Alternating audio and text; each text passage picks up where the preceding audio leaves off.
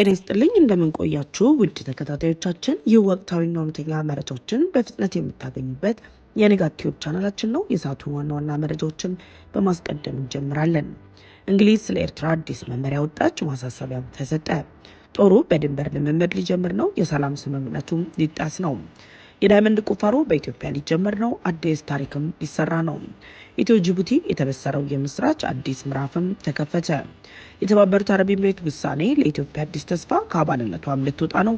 አባል ሀገራቱ መካከል የተፈጠረው መደናገጥ። ኬንያ በኢትዮጵያ ኢነርጂ ቀዳሚ ሆነች፣ የኢትዮጵያ የኢነርጂ ተፈላጊነትም ጨመረ። መረጃዎች በፍጥነት እንዲደርሳችሁ ቻናላችንን ሰብስክራይብ በማድረግ የደውል ምልክቷን ይጫኑ እያልን አሁን በዝርዝር ወደ ያዝናቸው መረጃዎች እናልፋለን። እስከ ዝግጅታችን ፍጻሜም አብራችን ቆዩ። እንግሊዝ ስለ ኤርትራ አዲስ መመሪያ ወጣች፣ ማሳሰቢያም ተሰጠ። በኤርትራና ኢትዮጵያ መካከል እየተጠናከረ የመጣውን ውጥረት ተከትሎ የተለያዩ ሀገራት ለዜጎቻቸው የጉዞ ገደብ ማስቀመጣቸው የሚታወስ ቢሆንም ከነዚህ ሀገራት መካከል አንዷ የሆነችው እንግሊዝ ከዚህ ቀደም አውጥታው ከነበረው በተጨማሪ አዲስ መመሪያ ማውጣቷ ተሰምቷል። በኤርትራና በኢትዮጵያ መካከል ያለው ውጥረት እንደቀጠለ ባለበት የውጭ ጉዳይ የኮመንዌልዝና የልማት መስሪያ ቤት ለኤርትራ ያለውን የጉዞ ምክር በማሻሻል የብሪታንያ ዜጎች ከወታደራዊ አካባቢዎች እንዲርቁና ቀውስ በሚፈጠርበት ጊዜ በቤት ውስጥ እንዲቆዩ ማሳሰቢያ መስጠቱም ተሰምቷል። የእንግሊዝ መንግስት ለዜጎች ደህንነት እየሰጠ ባለው መመሪያ መሰረትም በ2025 የወጣውን ኤርትራ ድንበሮች በ25 ኪሎ ሜትር ክልል ውስጥ ወደሚገኙ ማናቸውም አካባቢዎች ከመጓዝ መቀጠብ የሚለውን መመሪያን በማጠናከር የእንግሊዝ መንግስት ከዚህ ህግ ጋር በተገናኘ አዳዲስ ማሻሻያዎችን ማድረጉም ተሰምቷል። ከኢትዮጵያ ጋር ያለው ውጥረት ከፍተኛ መሆኑና ሁኔታው በፍጥነት ሊባባስና ወደ ጦርነት ሊገባ እንደሚችል በመግለጽ ህጉን በማጠናከር የብሪታንያ መንግስት ለዜጎች የሚሰጠው እርዳታ በጣም የተገደበ የመሆን እድሉ ከፍተኛ በመሆኑ ዜጎች የራሳቸውን የመውጫ መንገድ እንዲያዘጋጁና አስፈላጊ ቁሳቁሶችን፣ ምግብና መድኃኒቶችን አከማችተው እንዲጠባበቁም ማሳሰቢያ ቀርቧል። በአስመራ የሚገኘው የብሪታንያ ኤምባሲ ሰራተኞች ከአስመራ ውጭ ለመንቀሳቀስ የጉዞ ፍቃድ ስለሚያስፈልጋቸው በሁሉም አካባቢዎች በአካል ተገኝተው ድጋፍ መስጠት የሚያስችል ሁኔታ ላይኖር ስለሚችል ጥንቃቄ ሊጠናከር እንደሚገባም ተገልጿል። ከዚህ በተጨማሪም ኤርትራ በተለያዩ ምክንያቶች የሚታሰሩ የውጭ ዜጎችን በተመለከተ ለኤምባሲው ላታሳውቅ ስለሚችል ሁኔታዎች በፍጥነት ሊለወጡ ስለሚችሉ የብሪታንያ ዜጎች በራሳቸው መንገድ ሀገሪቱን ለቀው ለመውጣት ዝግጁ እንዲሆኑና ሚዲያዎችን እንዲከታተሉ ማሳሰቢያ ተሰጥቷል። ጦሩ በድንበር ልምምድ ጀመረ፣ የሰላም ስምምነቱም ሊጣስ ነው።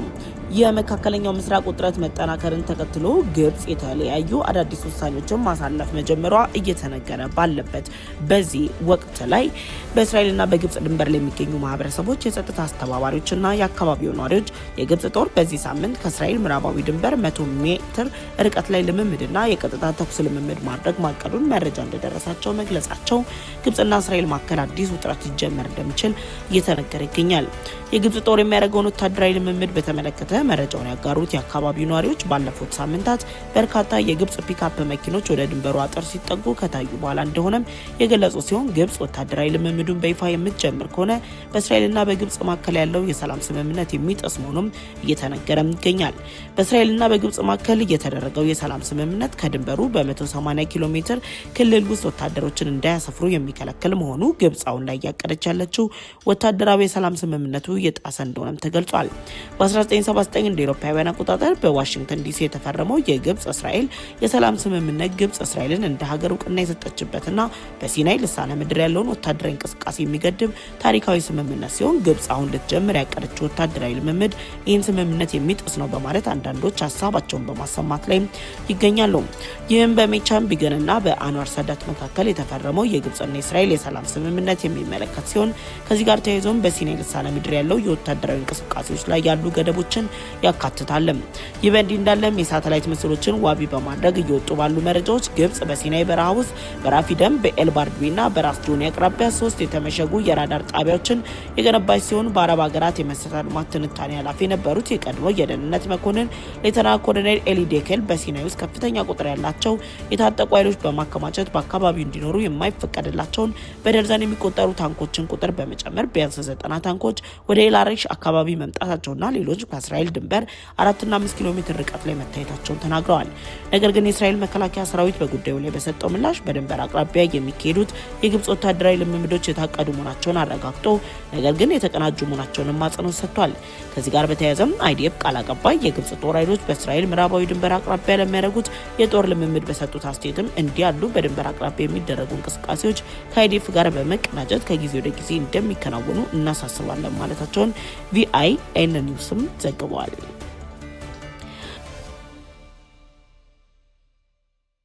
የዳይመንድ ቁፋሮ በኢትዮጵያ ሊጀመር ነው። አዲስ ታሪክ ሊሰራ ነው። በተፈጥሮ ማዕድናት የታደለችው ኢትዮጵያ በዓለም አቀፍ ደረጃ ተፈላጊ ሆነው የዳይመንድ ምርት በቁፋሮ ልታስጀምር መሆኑን ብሪሜትሪክስ ዘግቧል። በማዕድን ፍለጋ ዘርፍ ስመጥር የሆነው በለንደን የአክሲዮን ገበያ የተመዘገበው አሌክቶ ሚነራልስ በደቡብ ኢትዮጵያ በሚገኘው የዋዮ ቦዳ ፕሮጀክት የመጀመሪያው ዳይመንድ ድሪሊንግ ወይም ደግሞ የዳይመንድ ቁፋሮ መርሃ ግብር ለመጀመር መዘጋጀቱን ይፋ ያደረገ ሲሆን የዝግጅት ኢትዮጵያ በዳይመንድ ገበያ ላይ የራሷን አዲስ ምዕራፍ ለመክፈት የሚያስችላት መሆኑን ተገልጿል። በኢትዮጵያ የመጀመሪያው የዳይመንድ ቁፋሮን ለማስጀመር እየሰራ የሚገኘው ኩባንያ ባለፉት ወራት ሲከናወን በላይኛው የምድር ፍለጋ አጠናቆ አሁንም ጥልቅ ወደ ሆነው የከርሰ ምድር ምርመራ ምዕራፍ ሊሸጋገር ጥቂት ሳምንታት ብቻ እንደቀሩትም ተገልጿል። ይህ የዳይመንድ አዲስ ቁፋሮ የሚካሄድበት ስፍራ በኢትዮጵያ ታሪክ በትልቅ የወርቅ ክምችቱ በሚታወቀው የአዶላ ሌጋ ዲምቢ ግሬንስቶን ቤልት ውስጥ የሚገኝና የአረቢያን ኑቢን ሼልድ አካል ሲሆን የሀገሪቱ ግዙፍ የወርቅ ማዕድን ነገ ደንቢን ጨምሮ በርካታ ማዕድናትን አቅፎ የያዘ ስትራቴጂካዊ ቀጠና መሆኑም ይገለጻል። ከዚህ ጋር በተያያዘም አሌክቶ ሚነራል ዘመናዊ ቴክኖሎጂ በመጠቀም ይህንን የዓለማችን ውድ ሚነራል ወደ ትልቅ ኢንዱስትሪ ደረጃ ለመቀየር የሚያስችል ስራ እንደሚያከናውንም ይጠበቃል። ዋዩ ቦዳ ከአዲስ አበባ በስተደቡብ በኩል ወጣ ገባ በሆነ መልክዓ ምድር ላይ የሚገኝና ባህላዊ መንገድ የሚደረጉ ቁፋሮዎች ሲደረጉበት የቆየ በመሆኑ ወደ ዘመናዊነት መምጣት ለሀገራችን የተሻለ ዕድል የሚከፍት መሆኑም ተገልጿል። ኢትዮ ጅቡቲ የተበሰረ ምስራች አዲስ ምዕራፍ ተከፈተ። የነዳጅ እጥረትና የዋጋ ጭማሪ ባለበት በዚህ አስቸጋሪ ወቅት በኢትዮ ጅቡቲ የኮንቴነር ጭነት ጉዞ ላይ ሌላ ትልቅ ምዕራፍ መከፈቱን የኢትዮ ጅቡቲ ምድር ባቡር ኮርፖሬሽን ኃላፊ የሆኑት ኢንጂነር ታከለ ኡማ በይፋዊ ኤክስ ገጻቸው ላይ አስቀምጠዋል። የኢትዮ ጅቡቲ የጅምላ ጭነት ኮንቴነር አገልግሎትን በይፋ መጀመርን ተከትሎ ለጅምላ ጭነት ወጪና ገቢ ንግድ የሚታየውን ዓለም አቀፍ የመርከብ ድርጅቶች የኮንቴነር እጥረት ለመቅረፍ ትልቅ ለውጥ የሚያመጣ መፍትሄ መሆኑን ተገልጿል። የኢትዮ ጅቡቲ ባቡር ትራንስፖርት አዲስ የጀመረው የጅምላ ጭነት ኮንቴነር አገልግሎት ለሀገሪቱ የንግድ እንቅስቃሴ ትልቅ ፋይዳ ያለው ሲሆን የኢትዮጵያና የጅቡቲ የጉምሩክ ባለስልጣናት እንዲሁም የኢትዮጵያ ጅቡቲ ባቡር በጋራ በመቀናጀት የፈጠሩት መፍትሄ መሆኑ በኢትዮጵያና በጅቡቲ መካከል ያለውን የሁለትዮሽ ግንኙነት ይበልጥ የሚያጠናክር መሆኑም ተገልጿል። ጭነቶች ከመርከብ በቀጥታ ወደ ባቡር ኮንቴነሮች ተጭነው በፍጥነት ወደ መካከለኛው የሀገራችን ክፍል የሚገቡበትን መንገድ በማመቻቸት አዲስ ምዕራፍ የከፈተው ይህ ፕሮጀክት ወደ ተግባር መግባት ትልቅ አገራዊ ድል ተደርጎም ተወስዷል። ፕሮጀክቱ ተጠናቆ ወደ ስራ መግባት ለኢትዮጵያ የሚያመጣቸው አዳዲስ ፋይዳዎች መካከልም በቀዳሚነት የሚቀመጠው ኢትዮጵያ ለባህር ላይ ኮንቴነር ኪራይና ለተለያዩ ዓለም አቀፍ ማጓጓዣዎች ክፍያዎች የምታወጣውን ከፍተኛ የውጭ ምንዛሬ በመቀነስ የኮንቴነር እጥረት ለውጭ ንግድ እንዳይፈጠር በማድረግ አዳዲስ የባቡር ኮንቴነሮች የሀገር ውስጥ ምርቶችን ወደ ውጭ ገበያ ለመላክ ዝግጁ የሆነ አማራጭ በማቅረብ የኤክስፖርት መጠኑ እንዲጨምር ያደርጋል ተብሏል። የትራንስፖርት ወጪ ሲቀንስና የምርቶች ስርጭት ሲፋጠን በገበያ ላይ ባሉ የፍጆታ እቃዎች ለምሳሌ እንደ ስንዴ፣ ማዳበሪያ ላይ የሚታየውን የዋጋ ጭማሪ ለማረጋጋት የሚረዳ ሲሆን ወደ ሀገር ውስጥ የሚገቡ ምርቶች በጅቡቲ ወደብ ላይ ለረጅም ጊዜ ሳይቆዩ በፍጥነት በባቡር ኮንቴነር ተጭነው እንዲወጡ በማድረግ የወደቡን መጨናነቅ እንደሚቀንስም ታምኖበታል።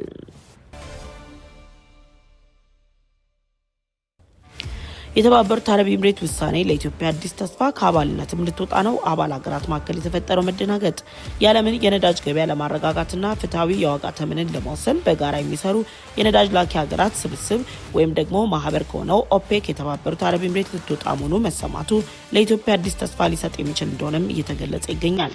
የተባበሩት አረብ ኤምሬት ብሔራዊ ጥቅሜን ላስቀድም በሚል ምክንያት ከነዳጅ ላኪ ሀገራት ማህበር ለመውጣት የወሰነችው ውሳኔ በአባል ሀገራት መካከል ድንጋጤን የፈጠረ ቢሆንም በአሁኑ ሰዓት ላይ ከፍተኛ የሚባል የነዳጅ ፍላጎት ላላት ኢትዮጵያ አዲስ መንገድ የሚከፍት መሆኑም እየተነገረ ነው። የተባበሩት አረብ ኤምሬት በኢራንና በእስራኤል አሜሪካ ጦርነት ምክንያት የዓለም ነዳጅ ገበያ በተቃወሰበት ወቅት ያሳለፈችው ይህ ውሳኔ ከመጪው አርብ ጀምሮ ተግባራዊ እንደሚሆንም ተነግሯል።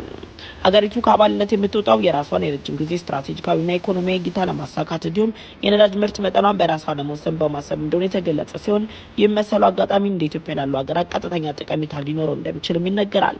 የተባበሩት አረብ ኤምሬት እርምጃ በተለይ ነዳጅን በቀን $106 በደረሰበትና በሆርሙዝ ሰርጥ ውጥረት በነገሰበት ወቅት መወሰኑ የዓለምን ኢኮኖሚ ይበልጥ ስጋት ላይ የሚጥል ቢሆንም በአሁኑ ወቅት በከፍተኛ የነዳጅ እጥረት ውስጥ ለምትገኝ ሀገራችን ኢትዮጵያ በኢትዮጵያና በተባበሩት አረብ ኤሚሬት መካከል ያለው ዲፕሎማሲያዊና ኢኮኖሚያዊ ግንኙነት በታሪክ ታይቶ በማይታወቅ መልኩ እጅግ ጠንካራ በሆነበት በዚህ ወቅት አቡዳቢ ከኦፔክ ማህበር መውጣት ምክንያት የምታመርተው ትርፍ ነዳጅ በልዩ የንግድ ስምምነቶች ለኢትዮጵያና ለሌሎች ሀገራትም ልታቀርብ የሚችልበት አጋጣሚ ከፍተኛ ሊሆን እንደሚችልም የተለያዩ ተንታኞች እየገለጹ ይገኛሉ።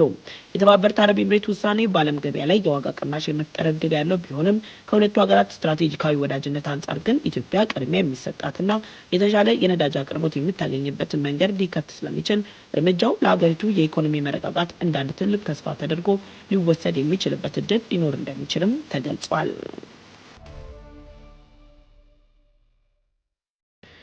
ኬንያ በኢትዮጵያ ኤነርጂ ቀዳሚ ሆነች። የኢትዮጵያ ኤነርጂ ተፈላጊነትም ጨመረ። የተለያዩ ጎረቤት ሀገራት የኢትዮጵያ ኤሌክትሪክ ኃይልን ለመጠቀም ጥረት እያደረጉ ባሉበት በዚህ ወቅት ላይ ጎረቤት ሀገር ኬንያ ከኢትዮጵያ የምታስገባው የኤሌክትሪክ ኃይል 1400 ሚሊዮን ኪሎዋት ሰዓት መድረሱን ኢትዮጵያ በቀጠናው ላይ ያላትን የኤነርጂ የበላይነት ይበልጥ የሚያጠናክር መሆኑን ስፑትኒክ ኢትዮጵያ ዘገበ።